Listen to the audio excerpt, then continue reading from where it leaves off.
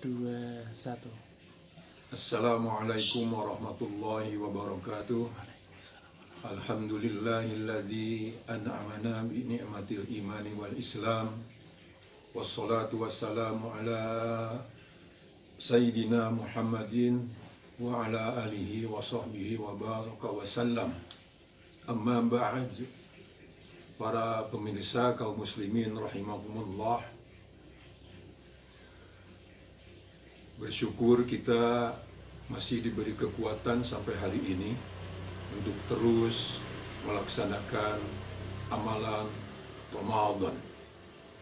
Dalam kajian yang terdahulu, kita sudah merenungkan tentang Ramadan sebagai bulan pendidikan, syahrut tarbiyah. Di dalam kesempatan ini, kita akan mencoba merenungkan satu sisi kehidupan beragama yang memang penting untuk kita renungkan dan kita praktekkan dalam keseharian ketika kita mengamalkan diri sebagai seorang muslim, yaitu tentang kaitannya dengan Islam sebagai rahmatan lil alamin. Islam pembawa rahmat bagi kehidupan alam semesta, sebagaimana ditegaskan oleh Allah dalam Al-Quran, wa ma arsalnaka illa rahmatan lil alamin. Tidak aku utus engkau Muhammad ke muka bumi ini sudah barang tentu dengan membawa syariat Islam, illa rahmatan lil alamin, kecuali untuk membawa rahmat, kebaikan-kebaikan bagi tata kehidupan semesta alam. Perlu dicatat, bukan illa rahmatan lil muslimin, bukan untuk membawa rahmat bagi muslimin ansih, tapi untuk kehidupan alam.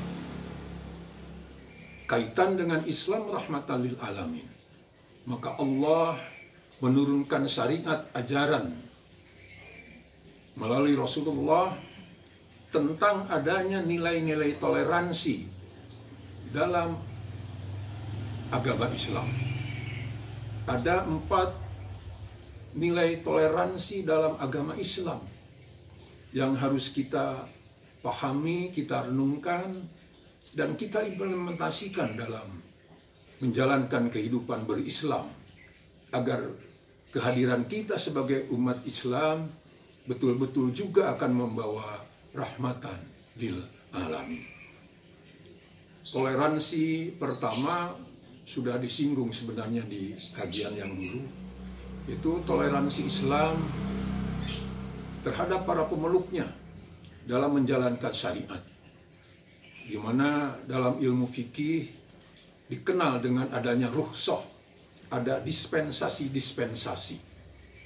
Contoh, ketika Islam mengharamkan memakan daging babi dalam keadaan normal, tapi dalam keadaan darurat, misalnya kita terjebak di satu hutan belantara dan kehabisan bekal, satu-satunya makanan yang bisa dimakan hanya daging babi, maka Islam di dalam Al-Quran menghalalkan kita untuk memakan dengan syarat hanya secukupnya dan tidak berlebihan.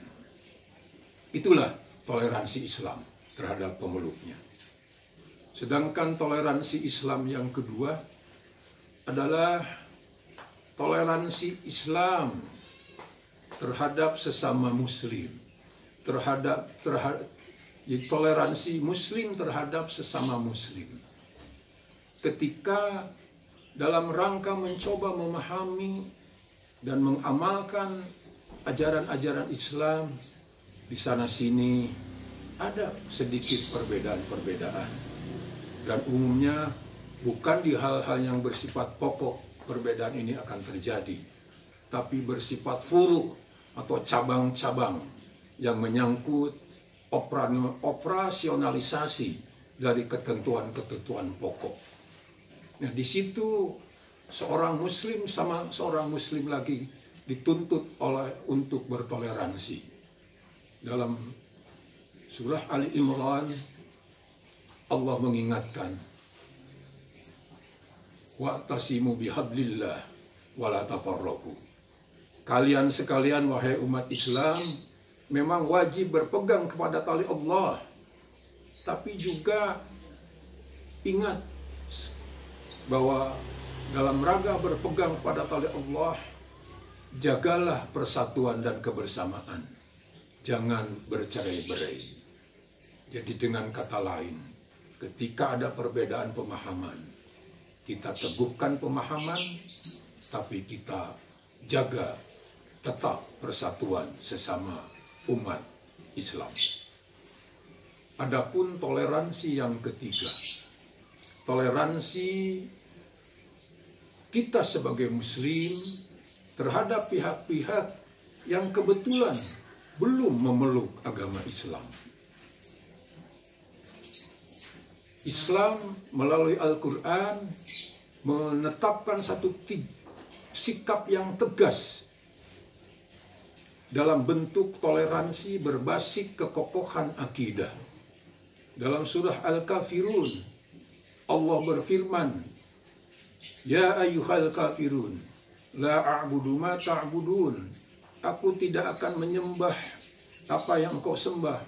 Wala antum abiduna ma a'bud. Dan kamu pun tidak akan menyembah apa yang aku sembah. Dan diakhiri dengan ayat lakum dinukum waliyadin.